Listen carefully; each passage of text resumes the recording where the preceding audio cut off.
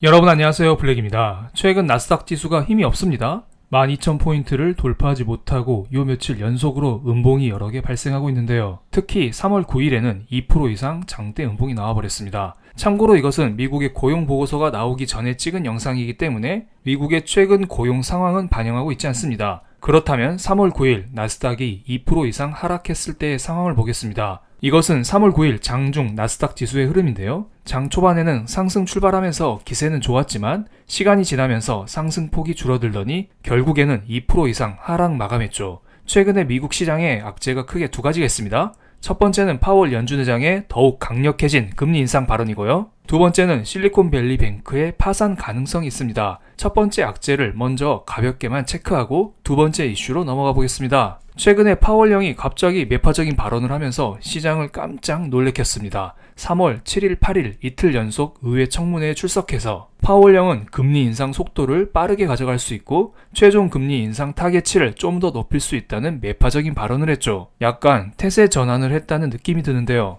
지금까지 기준금리에 대한 연준의 자세는 higher for longer입니다. 올해 말까지 고금리를 유지한다는 것인데요. 그리고 이것은 제가 만든 것인데 3월 7일 파월의 발언 이후로 앞에 much를 붙였습니다. 훨씬 높은 금리를 오랫동안 유지한다는 것이죠. 좀 더 매파적으로 연준이 바뀌었다, 이렇게 보시면 될 것 같습니다. 과거 파월의 발언을 보겠습니다. 2월 초 FOMC에서 파월은 물가 둔화를 공식적으로 인정했습니다.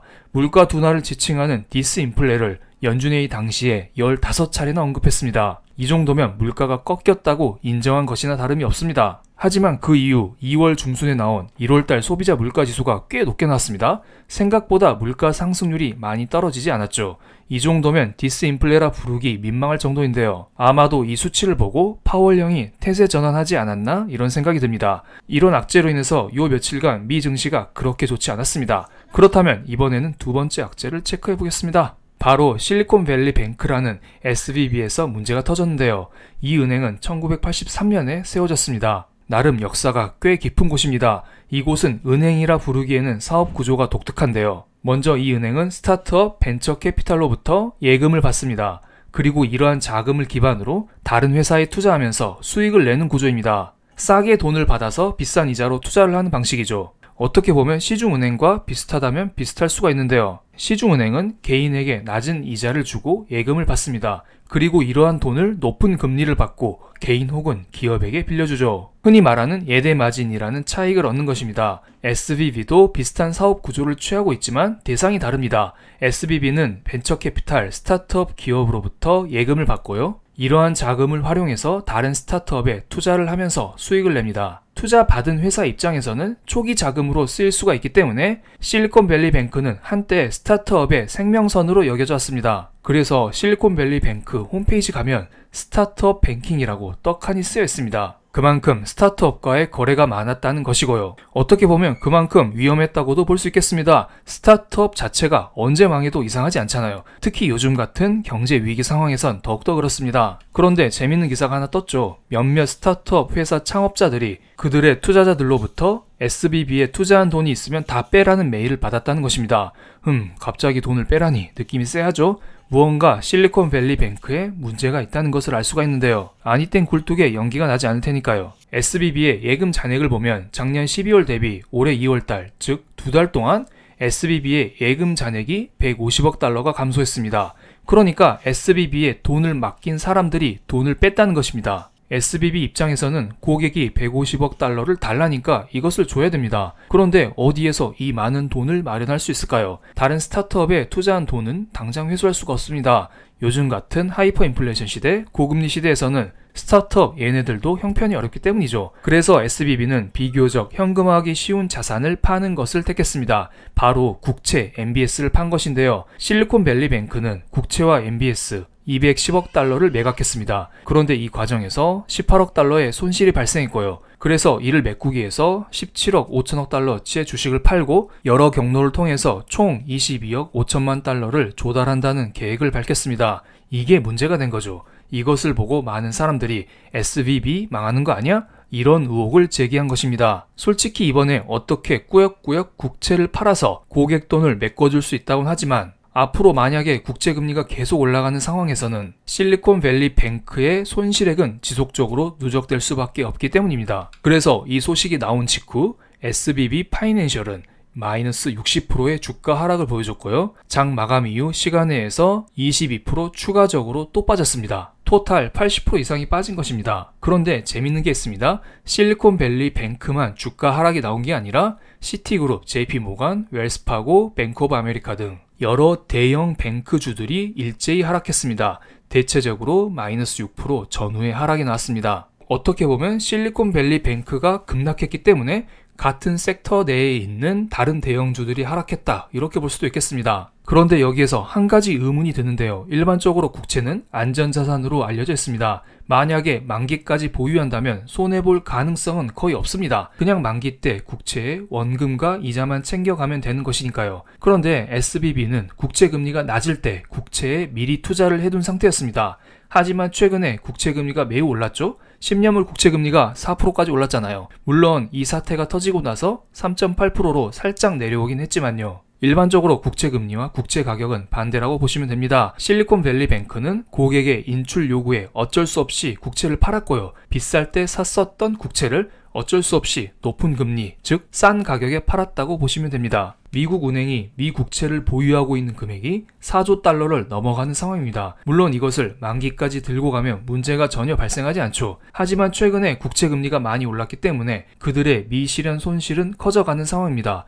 은행이 국채를 팔지 않으면 상관없지만 혹시나 돈이 급하게 필요해서 국채를 파는 경우에는 은행들도 손실이 발생할 수 있다는 것입니다. 그래서 SBB 사태가 터졌을 때 대형 은행들의 주가가 다 같이 하락한 것입니다. 이것은 미 국채에 대한 미실현 손실을 나타낸 것인데요. 현재 기준으로 6천억 달러가 넘어가는 수준입니다. 방금 전 은행들이 미 국채를 4조 원 이상 보유하고 있었다고 했었는데 만약에 이들이 일제히 급전이 필요해서 지금 다 미 국채를 팔면 6천억 달러 이상의 손실을 본다는 것입니다. 대략 15% 정도의 손실을 보는 것입니다. 그래서 많은 사람들이 실리콘밸리 뱅크가 시작이다, 이를 시작으로 미국의 지방은행이 무너질 수 있고 그렇다면 심장부인 대형은행까지 무너질 수 있다는 걱정으로 증시가 하락하는 것 같습니다. 물론 이러한 시나리오대로 진행되면 제2의 리만 브라더스 사태가 벌어질 수가 있습니다. 그렇기 때문에 우리는 당장 대형은행까지는 아니지만 SBB보다 규모가 조금 더 큰 은행들이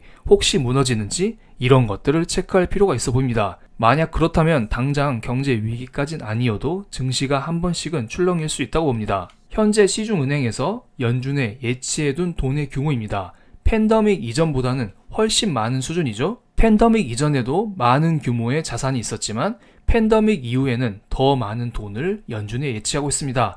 그렇기 때문에 대형 은행이 망할 가능성 자체는 매우 낮아 보입니다. 그럼 우리는 앞으로 어떤 식의 투자를 해야 될까요? 대형 은행이 망할 가능성이 낮기 때문에 그냥 안심하고 주식 투자를 해도 될까요? 파월 형의 말에 답이 다 있습니다. 3월 7일 8일 미국 상하원 청문회에서 파월 형이 무슨 말을 했는지 가볍게 체크하면서 영상을 마무리해 보겠습니다. 경제지표가 예상보다 강세를 보이고 있으며 최종 금리 수준은 기존 예상보다 높을 것이라고 했습니다. 경제지표가 예상보다 강세를 보였다는 것은 2월달에 발표된 1월달 고용 상황이 좋았고 물가가 높았다는 의미죠. 작년 말 12월 연준회의에서 연준은 23년 최종 금리 전망치를 상단치 5.25%, 중간치 5.1%로 잡았었는데요. 이 수준보다 최종 금리가 더 높아질 수 있다고 파월 형이 직접 언급했습니다. 그런데 청문회 이전에도 이미 사람들은 최종 금리 상단치를 5.5%로 잡고 있었기 때문에 이것은 큰 악재가 아닐 수도 있겠지만 그 뒤에 이어진 발언이 문제였죠.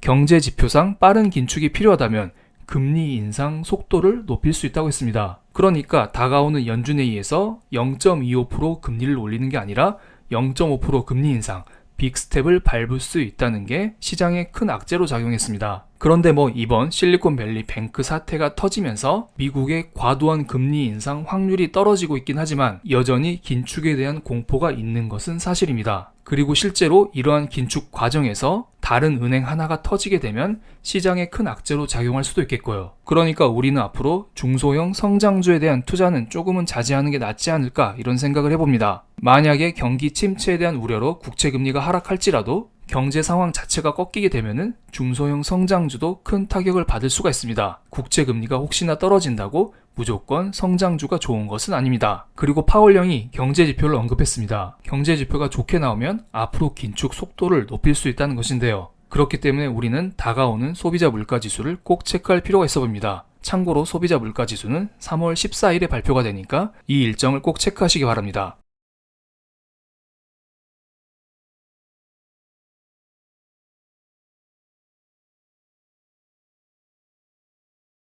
그럼 오늘 영상 여기서 마치겠습니다. 제 영상이 마음에 드셨다면 구독, 좋아요, 알림 설정까지 부탁드리겠습니다. 감사합니다.